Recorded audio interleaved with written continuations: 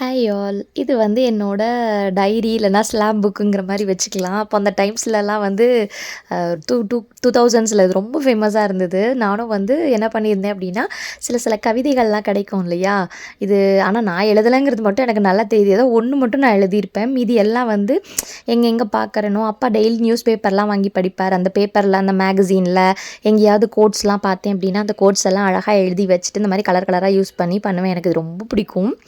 அதுக்கப்புறம் இதில் பின்னாடி பார்த்தீங்க அப்படின்னா ஸ்லாம் புக்காகவும் யூஸ் பண்ணியிருக்கேன். என்னோடய 12th ஸ்டாண்டர்ட் ஃப்ரெண்ட்ஸ் கிட்ட எல்லாம் வந்து எழுதி வாங்கியிருக்கேன். ஸோ இதெல்லாம் பார்க்க ரொம்ப ஹாப்பினஸ்ஸாக இருந்தது. அந்த காலத்துக்கே போயிட்டு வந்த மாதிரி இருந்தது. 2000க்கே போயிட்டு வந்த ஃபீல் கிடச்சிச்சு எனக்கு. ரொம்ப 25 வருஷம் கழிச்சு இதை எடுத்தது நல்லாயிருக்கு. இது பாருங்கள், இந்த செல்விங்கிற வேர்டு வந்து என்னோடய ஹேர்லேருந்தே எடுத்து ஃபிக்ஸ் பண்ணியிருக்கேன். லூஸ்தனமாக தான் இருக்குது, பட் இது இப்போ பார்க்குறதுக்கு ரொம்ப நல்லாயிருக்கு. ஸோ இது என் வைஷ்ணவின்னு என் ஃப்ரெண்டு அவகிட்ட வாங்கினது. ஸோ இப்போ இதில் பாதி பேரோட தான் கனெக்ஷனில் இருக்கோம். மீதி நிறைய பேர் வந்து என்ன சொல்கிறது, கான்டாக்டில் இல்லை.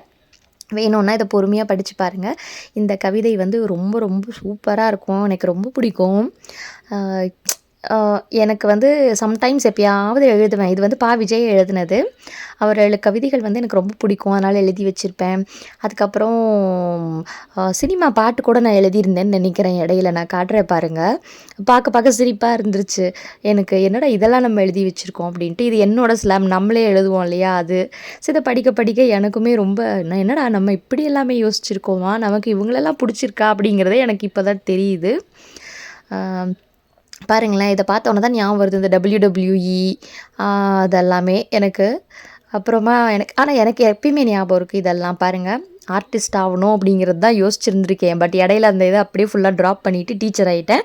பட் திரும்பி நமக்குள்ளே இருக்க ஆர்டிஸ்ட்டை வந்து தட்டி வெளியில் எடுக்கணும். தூங்கிட்டு இருக்க சிங்கத்தை தட்டி எழுப்புறாங்கம்பாங்கல்ல, அந்த மாதிரி தட்டி எழுப்பணும்.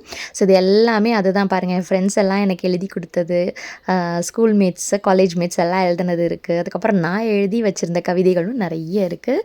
ஹோப் உங்களுக்கு பிடிச்சிருக்கும் அப்படின்னு நினைக்கிறேன்.